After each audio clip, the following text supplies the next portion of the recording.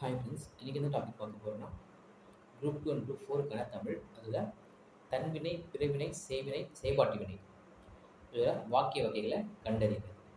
இது ஃபுல் பார்த்தீங்கன்னா government material பார்க்க போகிறோம். ஃபர்ஸ்ட் வந்து பார்த்திங்கன்னா தன்வினை வாக்கியம்.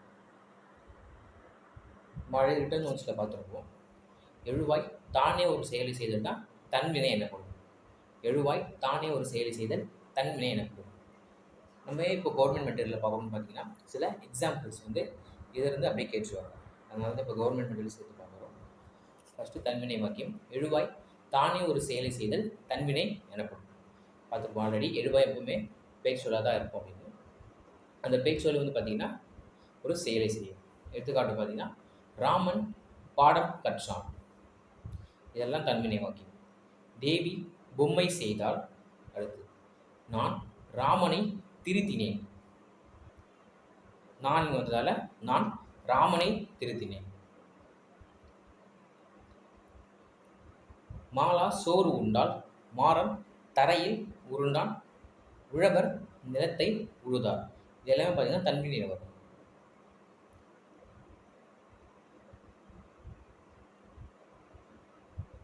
அடுத்து பிறவினை வாக்கியம். பிறவினை வாக்கியம் வந்து பார்த்தீங்கன்னா எழுவாய் ஒரு செயலை பிறரை கொண்டு செய்கிறது தான் பிறவினை வாக்கியம். எழுவாய் வந்து ஒரு செயலை பிறரை கொண்டு செய்ய வைத்தல் பிறவினை வாக்கியம். எடுத்துக்காட்டு பார்ப்போம். ராமன் பாடம் கற்பித்தான். கற்பித்தான சொல்லிக் கொடுத்தான். ராமன் பாடம் கற்பித்தான். தேவி பொம்மை செய்வித்தாள். ஆசிரியர் மாணவனை திருத்தினார். தாய் குழந்தைக்கு உணவு உண்பித்தாள். இது எல்லாமே பார்த்தீங்கன்னா பிறவினை வாக்கியத்தில் வரும். பிறவினை பார்த்துருப்போம் ஆல்ரெடி.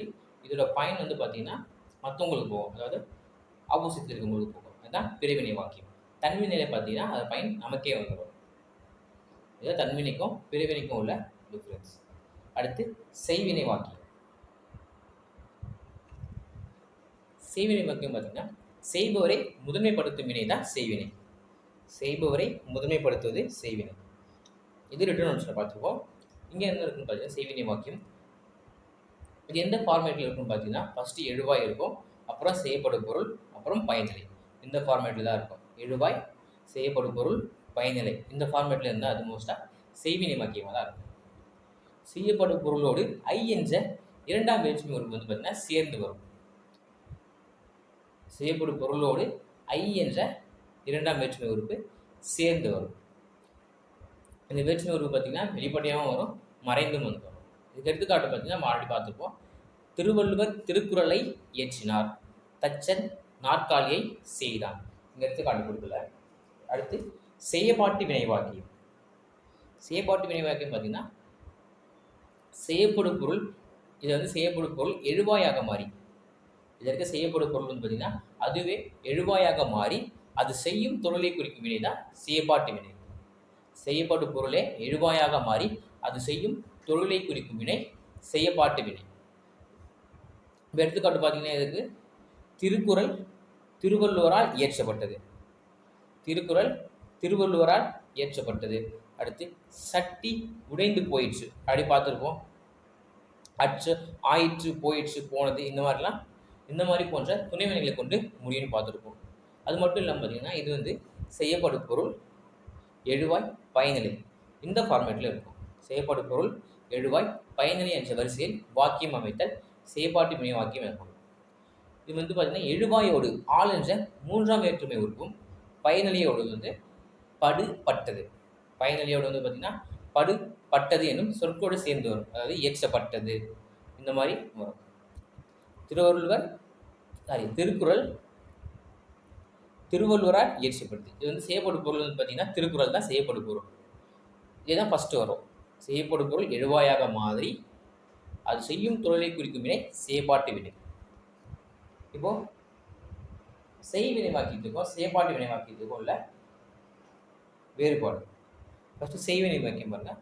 மாணவர்கள் வகுப்பை தூய்மை செய்தனர். மாணவர்கள் வகுப்பை தூய்மை செய்தனர். இது வந்து பார்த்திங்கன்னா எழுவாய் செய்யப்படும் பொருள் லாஸ்ட்டாக பயனிலை இந்த ஃபார்மேட்டில் இருக்கும். அது மட்டும் இல்லாமல் செய்பவரை முதன்மைப்படுத்தும் வாக்கியம் தான் செய்வினை வாக்கியம். அடுத்து செயற்பாட்டு வாக்கியம் வந்து பார்த்தீங்கன்னா, வகுப்பு மாணவர்களால் தூய்மை செய்யப்பட்டது. இது எந்த ஃபார்மேட்டில் இருக்குன்னா, ஃபஸ்ட்டு செய்யப்படும் பொருள், அப்புறம் எழுவாய், கடைசியாக பயனிலை. இங்கே வகுப்பு தான் செய்யப்படும் பொருள். வகுப்பு தான் சுத்தம் செய்கிறாங்க, இங்கே தான் செய்யப்படும் பொருள். மாணவர்கள், இதுதான் எழுவாய். தூய்மை செய்யப்பட்டது வந்து பார்த்தீங்கன்னா பயனிலை. இந்த ஃபார்மேட்டில் செயற்பாட்டு வினை வாக்கியம் இருக்கும். அடுத்து ஆசிரியர் இலக்கணம் கற்பித்தார். ஆசிரியர் என்பது எழுவாய், இலக்கணம் செய்யப்படும் பொருள், கற்பித்தார் பயனிலை. அப்படி இங்கே பார்த்தீங்கன்னா ஃபஸ்ட்டு செய்யப்படும் பொருள் முன்னாடியும் எழுவாய், அதுக்கப்புறம் பயனிலை வரும்.